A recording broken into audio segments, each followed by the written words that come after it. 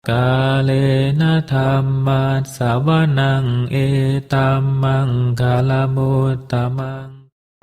Kita masuk pada video part 10 pembacaan e-book Be Happy. Pada part 10 ini akan dibacakan masih di bagian 3 benih-benih kebahagiaan.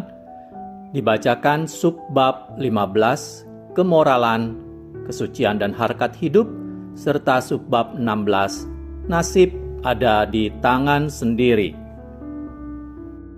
Judul buku Be Happy. Judul asal Why Worry. Penulis Sri Dhammananda. Penerjemah Handaka Wijananda. Penata Intan Dita Diwara.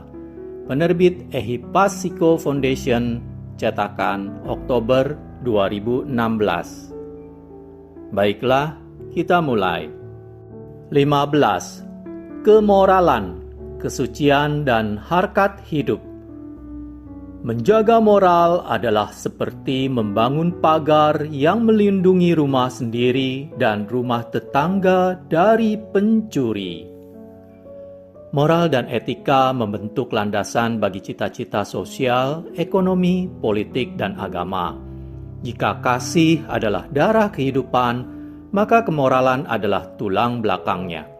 Tanpa nilai-nilai moral, kehidupan berada dalam bahaya. Tapi tanpa kasih, hidup ini mati. Kualitas hidup diperkaya dengan pengembangan nilai-nilai moral. Dan ketika nilai-nilai ini muncul, maka pembuluh kasih akan berlimpah ruah. Karena kita pada dasarnya tidak sempurna, kita harus berusaha mengembangkan moral. Di mana orang baik itu? Orang baik terletak di dalam diri kita. Jika kita baik, kemanapun kita pergi, kebaikan akan tetap bersama kita.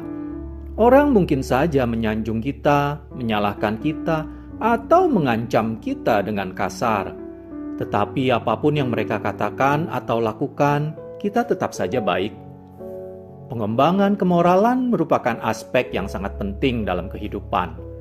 Banyak orang memiliki anggapan keliru mengenai apa yang dimaksud dengan kemoralan.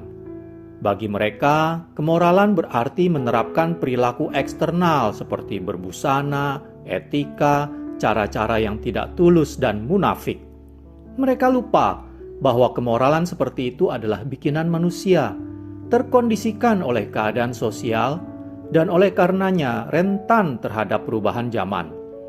Pakaian yang sesuai untuk musim tertentu, pada masa tertentu mungkin saja tampak ketinggalan zaman di tempat lain. Cara berpakaian adalah melulu kebiasaan, dan bukan isu moral yang utama. Masalah muncul di sini, yaitu ketika kesepakatan umum disalahartikan sebagai prinsip-prinsip universal yang tidak lapuk oleh massa. Tradisi, masalah, dan aspirasi yang berbeda-beda muncul dari perbedaan kesadaran pada orang. Namun sebagian orang percaya bahwa hanya pandangan mereka yang benar, bahwa semua orang pintar akan sependapat dengan mereka, dan yang tidak percaya kepada mereka adalah bodoh. Gagasan egosentris seperti ini sungguh tidak sehat. Apakah kemoralan itu? Kemoralan adalah standar dan prinsip bagi perilaku yang baik di dalam jalan kebajikan, yang muncul dari pengertian benar akan diri sendiri dan dunia sekitar. Kata Pali untuk kemoralan adalah sila. Kata ini berarti disiplin bagi pengembangan moral. Kata ini menyiratkan suatu disiplin pribadi yang dikembangkan dari dalam dan bukannya muncul dari rasa takut terhadap hukuman. Ini merupakan perbuatan yang berdasarkan pada motif-motif yang murni, kasih, ketaklekatan, dan kebijaksanaan yang diperkuat dengan pengertian terhadap sifat ilusi diri dan ego. Ketika Socrates terpergoki gurunya. Suatu hari pada masa mudanya, Socrates mengunjungi sebuah rumah bordil. Ketika keluar dari sana, ia bertemu gurunya. Anak muda ini merasa malu dan berusaha pergi menyelinap. Tapi gurunya memergokinya dan bertanya, mengapa ia berusaha menghindar darinya? Socrates menjawab bahwa ia malu atas apa yang telah dilakukannya.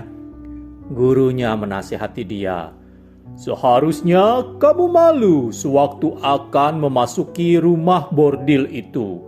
Maka kamu tentu telah terhindar dari perbuatan yang kamu anggap memalukan sekarang ini.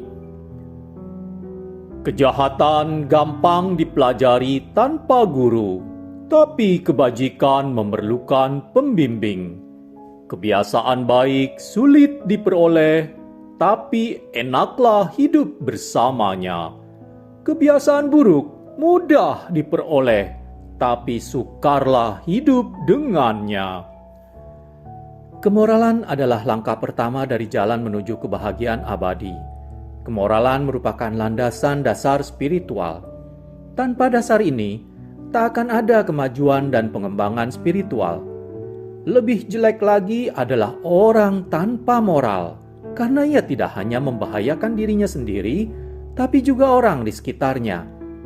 Setelah mendirikan landasan moral, seseorang bisa maju lebih jauh untuk mengembangkan pikiran dan kebijaksanaan. Praktek ini akan membawanya dari tingkatan yang lebih rendah ke tingkatan yang lebih tinggi dalam pengembangan batin, dan akhirnya menuju puncak segala pencapaian, pencerahan. Belajar teori tanpa berusaha mempraktekannya tak akan membawa hasil apa-apa. Menurut Buddha, orang terpelajar yang tidak menjalani dharma itu bagai bunga cantik yang tak wangi.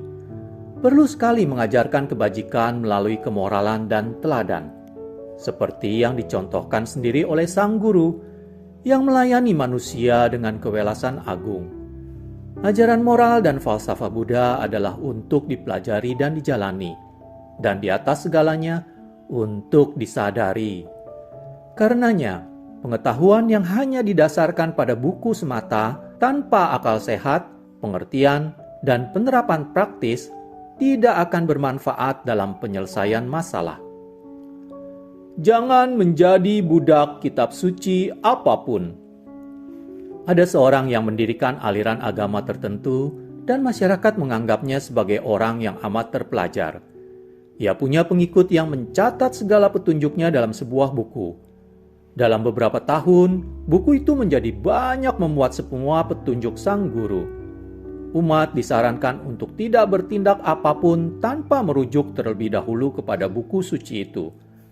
Kemanapun mereka pergi dan apapun yang mereka lakukan, mereka akan kembali ke buku itu untuk mencari petunjuk. Suatu hari, ketika sedang melintasi sebuah jembatan kayu, sang guru jatuh ke dalam sungai. Para pengikut ada di sana, tapi tak ada satupun yang tahu harus berbuat apa. Maka mereka membuka buku suci itu, halaman demi halaman. "Tolong, tolong!" jerit sang guru. "Aku tak bisa berenang." "Tunggu sebentar guru, jangan tenggelam dulu." Demikian para pengikut memohon kepadanya. "Kami masih cari di buku suci, pasti ada petunjuk apa yang harus dilakukan kalau guru jatuh ke sungai." Sementara mereka sibuk membolak-balik halaman buku suci itu, sang guru lenyap di telan air. Pentingnya pesan cerita di atas adalah kita harus menggunakan pendekatan yang arif dan tidak seperti budak mengikuti gagasan-gagasan kolot yang telah usang, dan janganlah percaya pada kitab suci tanpa menggunakan akal sehat kita. Dalam menghadapi perubahan keadaan, penemuan, dan pengetahuan baru, kita harus belajar menyesuaikan diri dengan semua itu dan memanfaatkannya demi kebaikan banyak pihak. Di atas semua itu, naskah-naskah agama apapun semata-mata adalah petunjuk untuk memahami kebenaran universal. Itulah sebabnya dalam Buddhisme Zen dikatakan bahwa ajaran hanyalah jari yang menunjuk ke bulan. Kita harus menggunakan jari untuk menunjukkan arah bulan, tapi tidak melulu melihat ke arah jari. Perilaku moral dan masa muda. Sering dikatakan bahwa terdapat kemerosotan standar moral dan disiplin di kalangan anak muda masa kini. Tentunya kesimpulan ini tidak berlaku untuk semua anak muda. Namun banyak di antara mereka yang kacau dan bersifat pemberontak. Perilaku dan kebiasaan mereka merusak ketentraman masyarakat yang menyebabkan orang yang cinta damai harus menanggung beban penghinaan dan penderitaan. Dalam satu hal, orang tua disalahkan atas perilaku buruk dan kurangnya tenggang rasa di kalangan anak muda. Sifat permisif orang tua yang didorong oleh psikologi modern telah memberikan terlalu banyak kebebasan bagi anak-anak mereka untuk berbuat sesuka hati. Ini sering diperparah oleh kenyataan bahwa orang tua sendiri terlalu sibuk mengejar kebutuhan materi sehingga mengabaikan anak-anak mereka. Untuk mencegah kemerosotan moral di masyarakat, orang tua mempunyai kewajiban membesarkan dan membimbing anak-anak mereka menurut ajaran agama dan spiritual yang ditemukan dalam agama-agama besar di dunia. Dalam ajaran etika dan kemoralan, label agama tidaklah penting. Setiap agama memiliki aturan moralnya sendiri untuk mengatur perilaku manusia agar orang bisa hidup bersama sebagai manusia beradab. Bersama-sama, mereka bisa bersumbangsi bagi masyarakat yang menawarkan sikap saling menghormati, saling melindungi, solidaritas, dan dukungan moral. Sangat disayangkan jika para pemuka agama menciptakan tirai diskriminasi, kekerasan, dan kecemburuan terhadap kelompok agama lain. Kita punya cukup banyak agama di dunia untuk membuat kita membenci, tapi tidak cukup banyak agama yang membuat kita saling mencintai. Menjadi baik atau berbuat baik. Dalam bukunya Etika Buddhis, Dr. H. Sadhatisa berkata, secara umum terdapat dua pandangan mengenai kemoralan. Satu, menjadi baik, dan dua, berbuat baik. Yang pertama adalah kemoralan sejati, sementara yang kedua mungkin sekedar jalan menuju tujuan. Orang bisa menjadi baik dengan tujuan berbuat baik, tapi ini jarang sekali. Orang melakukan perbuatan baik yang tampaknya murni altruistik, namun sebenarnya bermotif egois, digerakkan oleh keinginan menguasai, hasrat mendapat jasa, berkah, surga, penghargaan, atau digerakkan oleh rasa takut terhadap hukuman neraka. Semua yang disebut perbuatan baik diilhami oleh sifat mementingkan diri sendiri.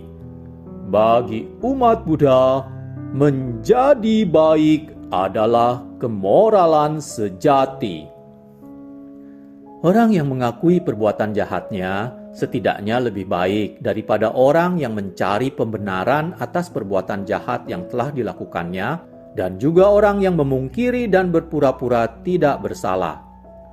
Shakespeare mengungkapkan kenyataan ini dengan indah ketika Lady Macbeth berkata kepada suaminya, "Jadilah seperti bunga nan suci, tapi jadilah ular yang mendekam di bawahnya." Sebelum akhirnya ia membunuh sang raja. Orang yang ketahuan jahatnya paling tidak bisa dihindari, tapi niat jahat terselubung tidak terlihat hingga segalanya terlambat sudah. Apa untungnya bagi seseorang, meskipun ia kaya, beruntung, dan menikmati semua buah karma baik masa lampau, jika ia sekarang tidak berbudi, tidak murah hati? Ia seperti orang yang hidup dari tabungannya di bank, terus-menerus menarik tabungan karma baiknya tanpa pernah menambahnya lagi.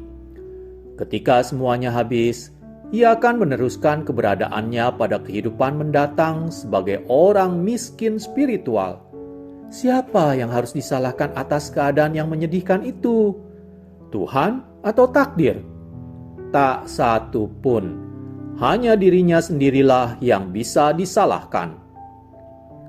Aku rasa dunia ini tidak diciptakan oleh Tuhan, namun oleh iblis ketika Tuhan sedang berpaling ke arah lain.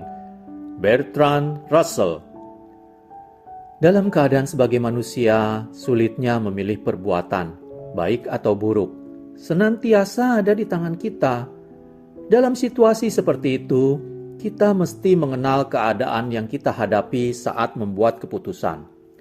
Bagai air yang mencari tingkat permukaannya sendiri, begitu pula karma. Dalam keadaan yang sesuai, karma akan memunculkan hasilnya yang tak terelakkan, yang tak bisa dianggap sebagai berkah atau hukuman, namun hanya sebagai hakikat alami keadaan. Bagi yang berniat buruk, pengetahuan tentang cara kerja karma menjadi pencegah perbuatan jahat. Bagi mereka yang batinnya maju, pengetahuan itu mendorongnya berbuat baik. Filsuf Santayana menunjukkan bahwa kesulitan terbesar dalam hidup ini tidak terletak pada pilihan antara yang baik dan buruk, tetapi dalam memilih antara yang baik dan baik. Ketika masih muda, kita tidak menyadari bahwa keinginan yang satu tidak konsisten dengan keinginan yang lain. Seorang anak muda mungkin ragu memilih selusin rencana masa depannya, tapi orang dewasa harus melepas banyak kesempatan untuk memenuhi satu kewajiban. Hal yang sama berlaku untuk emosi. Meskipun kita memahami sikap remaja yang mengalihkan cintanya dari satu orang ke orang yang lain, adalah memalukan jika orang dewasa masih bertingkah laku seperti remaja.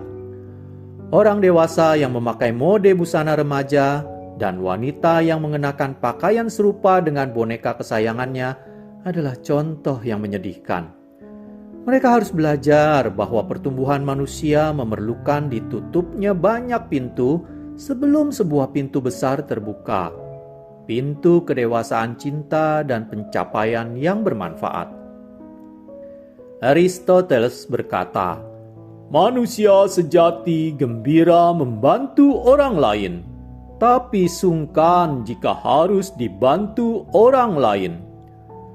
Menawarkan kebaikan sering dianggap sebagai pertanda keunggulan, sementara menerima kebaikan adalah pertanda kelemahan. Dalam ajaran Buddha, bagaimanapun, memberi dan menerima kebaikan dilakukan dengan keseimbangan, tanpa diikuti perasaan superior maupun inferior, tanpa motif tersembunyi, dan tanpa pengharapan balas jasa materi maupun religi. Dengan cara ini, motivasi perbuatan itu adalah tulus sepenuhnya, tak ternodai oleh setitik pamrih pun. Jika seseorang merasa malu untuk menerima bantuan, itu berarti dia tidak memperlakukan sesama dengan imbang. Mengubah watak dengan agama. Sebuah pohon dikenal dari buahnya. Sama halnya, agama sejati harus memberikan hasil-hasil positif yang langgeng. Dalam kerangka pemikiran ini, cukup benar untuk menilai suatu agama dari hasilnya. Jika seseorang setelah memeluk suatu agama, ajaran agama itu seharusnya membantu ia memajukan tingkah lakunya. Namun, jika ia tetap saja serakah, dendam, dan dengki seperti sebelumnya, jika ia tetap memperdaya mereka yang bekerja kepadanya atau mencuri dari tetangganya, jika ia tak menaruh kewelasan pada penderitaan orang lain, atau ia menikam hanya karena masalah sepele, maka ajaran tersebut tidak efektif bagi orang ini. Kepercayaan belaka, perasaan emosional, atau pengagungan agama sendiri tidak berarti apa-apa kalau ia tidak memperbaiki sikapnya dan bertindak dengan ketulusan. Ini seperti kelakuan orang sakit yang merasa lebih baik dalam tanda kutip, padahal termometer menunjukkan suhu badannya masih tinggi. Suatu agama yang membuat kita mampu memahami hidup dengan lebih baik bisa membantu kita menerima berbagai bentuk kebahagiaan. Saat kebahagiaan itu muncul dalam berbagai fase hidup kita, kita mesti menyambutnya saat kebahagiaan datang dan membiarkannya pergi tanpa sesal ketika waktunya tiba. Kenyataan ini diungkapkan oleh penyair William Blake saat ia menulis, "Ia yang menangkap kebahagiaan yang melintas, hidup dalam mentari terbit abadi. Praktek suatu agama memungkinkan kita melakukan transformasi spiritual yang tumbuh dari dalam, bukannya dari luar. Bukanlah penampilan luar yang membuat seseorang mulia, tapi pensucian sebelah dalam dan kehidupan yang terpuji. Tahta, kasta, warna, dan bahkan harta dan kuasa tidak diperlukan untuk menciptakan seorang manusia sejati. Hanya wataklah yang membuat seseorang besar dan patut dihormati. Harta bisa menghias rumahmu, tapi hanya kebajikan yang bisa menghias dirimu. Baju bisa menghias tubuhmu, tapi hanya perilaku yang bisa menghias dirimu. Kemoralan mesti tidak diterapkan hanya pada tingkatan pribadi, melainkan juga oleh semua anggota masyarakat. Karena supaya kedamaian tercapai dalam masyarakat, anggotanya mesti tidak membuang sisi spiritual. Seseorang mungkin berpikir bahwa ia bisa melarikan diri setelah melakukan kejahatan. Ia bahkan bisa ingin meniru nilai-nilai jelek yang disiarkan televisi. Tetapi tak seorang pun bisa melarikan diri dari akibat kejahatannya sendiri. Dan tak ada masyarakat yang damai selama orang-orang seperti itu masih berkeliaran. Sebagai tambahan, agar tercipta kedamaian dan kebahagiaan dalam masyarakat, orang-orang yang berkuasa mesti menegakkan prinsip-prinsip moral, karena perilaku mereka membawa pengaruh besar bagi orang-orang di bawah mereka. Buddha bersabda, "Jika penguasa negara adil dan baik, menteri akan jadi adil dan baik. Jika menteri adil dan baik, pejabat tinggi akan jadi adil dan baik. Jika pejabat tinggi adil dan baik, aparat akan jadi adil dan baik. Jika aparat adil dan baik, rakyat akan jadi adil dan baik." 16. Nasib ada di tangan sendiri. Orang dungu menanti nasib baik yang selalu luput darinya. Nasib baik adalah bintang terang itu sendiri.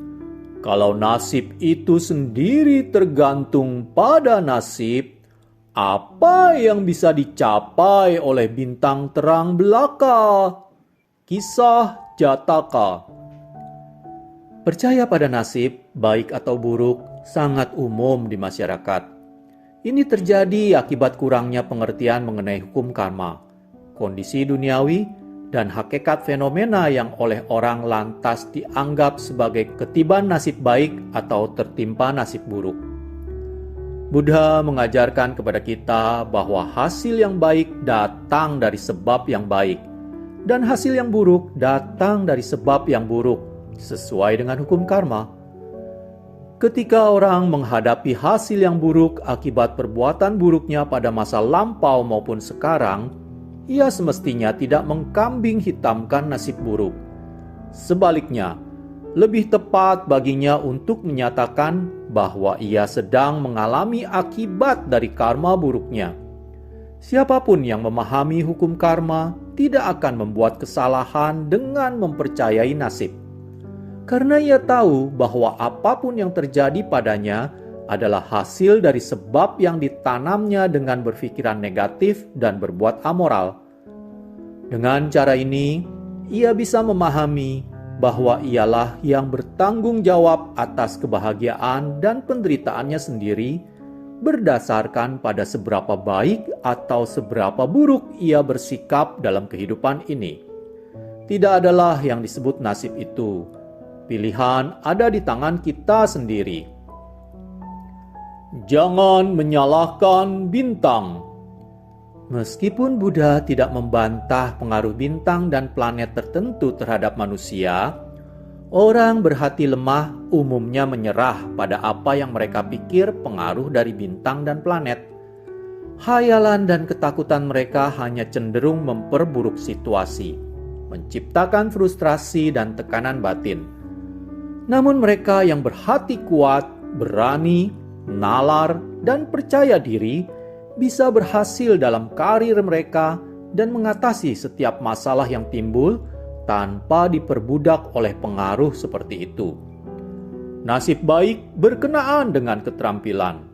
Semuanya kembali lagi pada kekuatan pikiran, potensi yang bisa dikembangkan oleh setiap orang. Manusia mesti tidak menyerah dan berhenti berusaha mengalahkan ketakberuntungan yang menyatakan bahwa ia tidak punya hoki dalam tanda kutip. Manusia juga mesti tidak membiarkan dirinya menjadi korban kepercayaan seperti itu yang hanya akan menghalangi kemajuan material dan spiritualnya.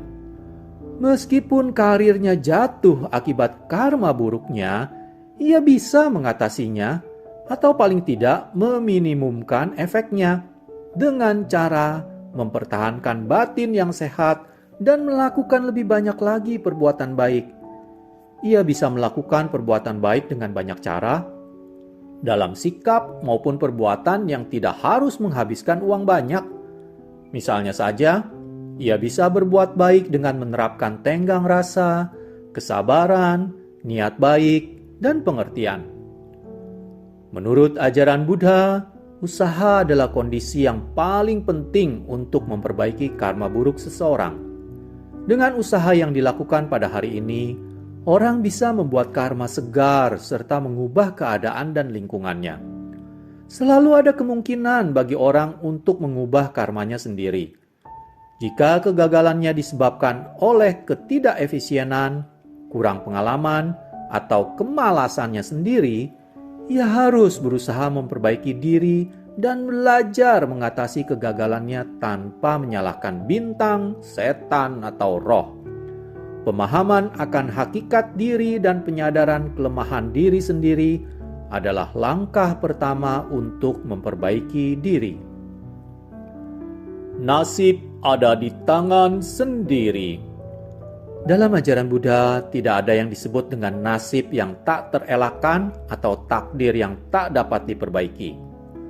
Jika kita mengamati pengalaman diri sendiri dan orang lain, kita akan menyadari bahwa ketakbahagiaan dan penderitaan yang dialami pada hari ini adalah hasil dari kesalahan yang telah dilakukan kemarin. Kamu bawa sial bagiku. Kalidasa adalah penyair Sanskerta termasyhur yang hidup di India pada abad ketiga. Sebagai anak kecil, ia tinggal bersama ibunya dalam sebuah gubuk yang berhadapan dengan istana raja. Di balik tembok istana, banyak terdapat pohon mangga yang tumbuh lebat. Pada musimnya, buah-buah mangga yang harum berlimpah ruah. Jika tak ada orang di sekitar, Kalidasa akan memanjat tembok dan mengambil beberapa mangga. Suatu hari, ketika sedang mencuri mangga, Kalidasa tidak menyadari kehadiran raja yang melihatnya dari jendela istana. Pagi itu, ketika sedang mengupas mangga, sang raja secara tidak sengaja melukai tangannya sendiri. Karena luka itu mengeluarkan banyak darah, raja segera mengumpulkan semua penasihat dan tukang ramalnya untuk mengungkapkan kepadanya apa makna luka itu. Para penasihat kerajaan berpikir sejenak. Kemudian mereka bertanya, apakah raja melihat sesuatu yang tidak biasa pada hari itu? Sang raja menjawab bahwa ia melihat seorang anak kecil mencuri mangga dari kebun istana. Oh, apa yang Paduka lihat sungguh tidak baik. Anak itu akan membawa malapetaka bagi Paduka, kata para penasehat itu. Lebih baik Paduka segera menyingkirkan anak itu. Raja segera memerintahkan agar anak kecil itu segera dibawa ke hadapannya. Dengan gemetar, Kalidasa bersujud di hadapan raja. Ia diberitahu bahwa raja telah melihatnya mencuri mangga, dan ini akan membawa kesialan bagi raja. Ia ditanya apakah ada pesan terakhir sebelum dieksekusi. "Hamba menyesal telah membawa nasib buruk bagi Paduka," kata Kalidasa. "Tapi akan adil juga jika orang yang melihat hamba mencuri mangga tadi pagi ikut dihukum, karena dia pun membawa nasib buruk bagi saya." Jawaban ini mengejutkan raja, karena ia segera menyadari betapa bodoh tindakannya mengikuti anjuran para peramal yang menyebut diri mereka orang bijaksana. Terkesan dengan Kalidasa, raja mengangkatnya sebagai anak. Di istana, Kalidasa belajar kesusastraan dan akhirnya menjadi penyair yang termasyhur di India. Dia menulis drama Sakuntala yang masih dimainkan sampai saat ini. Manusia bukanlah sekedar pion di papan catur kekuatan universal yang tak mampu dikendalikannya. Nasib adalah ciptaannya sendiri, baik ataupun buruk. Manusia menciptakan nasibnya sendiri dengan pikiran, perkataan, dan perbuatannya sendiri, dan cepat atau lambat akan mendapat dari kehidupan apa yang telah ia berikan kepada kehidupan. Tak ada jalan pelarian dari segala konsekuensi perbuatan. Karenanya, setiap orang adalah pembentuk kehidupannya sendiri, pencipta nasibnya sendiri, saat ini dan pada masa yang akan datang. Hukum karma yang mengukir nasib seseorang tidak mengenal istilah pembalasan. Tidak ada motif menghukum dalam hukum jagat raya ini. Alam itu adil, ia tak bisa dirayu, tak juga bisa memberi kompensasi bagi yang memohon-mohon. Pada waktu keadaan yang sesuai muncul, perbuatan yang telah kita tanam akan berbuah. Karenanya, dalam menghadapi malapetaka, tak ada gunanya meratapi atau memaki langit. Kita harus belajar memahami sifat kondisi duniawi yang dicirikan oleh ketidakpastian dan tegar menghadapi penderitaan yang seolah tidak adil dalam tanda kutip dengan pikiran yang tenang seimbang. Pengaruh karma terhadap nasib seseorang bukannya tak bisa diubah. Oleh karena itu, konsep penderitaan abadi di neraka dan kebahagiaan kekal di surga adalah hal yang asing dalam ajaran Buddha. Semua jenis kehidupan dalam lingkaran kelahiran dan kematian atau sangsara adalah sementara. Hanya jika seseorang telah terbebas dari cemaran batin, barulah ia dapat mencapai kebahagiaan abadi. Proses pengembangan kedewasaan spiritual meliputi latihan diri dan disiplin moral, penyucian batin, menjalani kehidupan yang bajik, penuh kasih sayang, rukun, dan pelayanan tanpa pamrih. Berbagai agama memberikan penafsiran yang berbeda mengenai cara-cara penyelamatan dari penderitaan. Dalam ajaran Buddha, seseorang bisa selamat dengan cara menjalani hidup sesuai hukum moral universal dan dengan mensucikan batin. Jadi kita bisa membentuk nasib kita sendiri tanpa harus bergantung pada kekuatan di luar diri kita. Sebagai manusia, kita mesti tidak menyia-nyiakan keberadaan kita dengan meratapi masa lalu atau menghabiskan waktu dalam kegiatan yang sia-sia dan tak bermanfaat.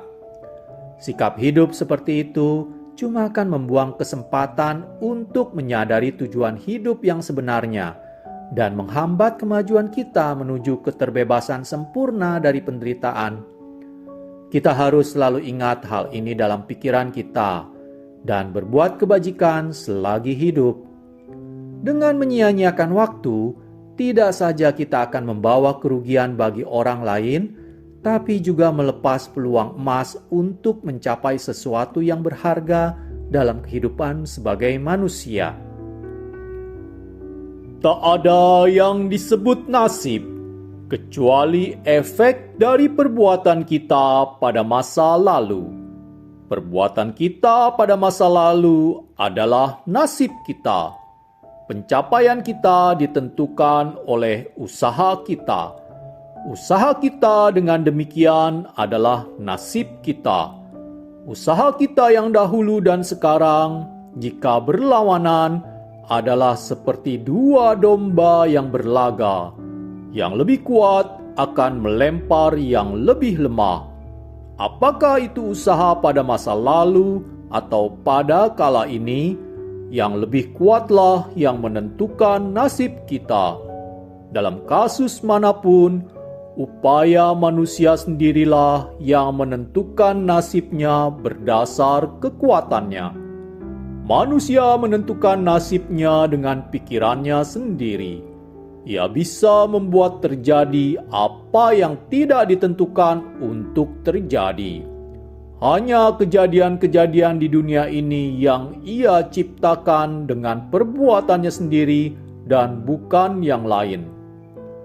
Karenanya, seseorang harus mengatasi nasib buruknya sendiri atau efek dari perbuatannya pada masa lalu dengan usaha yang lebih baik saat ini. Tidak ada yang tidak bisa dicapai oleh manusia dengan kiat yang tepat. Tiap hal memiliki keindahannya sendiri, namun tak setiap orang melihatnya. Confucius. Demikianlah, ini akhir dari pembacaan bab 3. Untuk video part selanjutnya, kita akan mulai membacakan bagian 4, yaitu kiat hidup bahagia dalam segala situasi. Terima kasih. Kalena dhammat savanang etammang kalamutamang